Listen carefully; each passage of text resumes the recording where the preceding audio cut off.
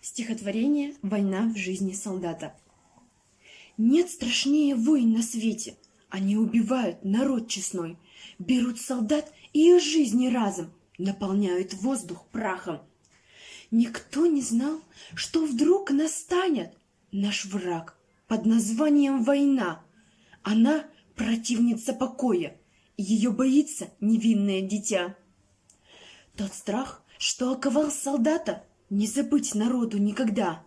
И мать, сидя у причала, не может ни молиться и не ждать. Многие теряли своих близких, их голодом морили, и не день. Вот это выдержка, терпение, за родину стоять, не запирая дверь. Война страшна, бездушна, холодна, так говорила бабушка моя. Лишь вера в нашего солдата под силу многим тогда была.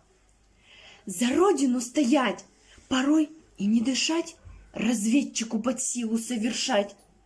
Идти, приказ не отклонять, свою семью в войне не отдавать. Таков их принцип был отважный, не дать погибнуть и сберечь. Все то, что дорого и важно, солдату было каждый день. Такие трудности пройти, принять потери и невзгоды, выжившим в страшной той войне, не представляю этого возможным. Медали за отвагу и за смелость хранит не только бабушка моя, но человека не вернуть с иного света, не вытащить уже с огня. Победа — это слово радости и грусти, может, и не только для меня.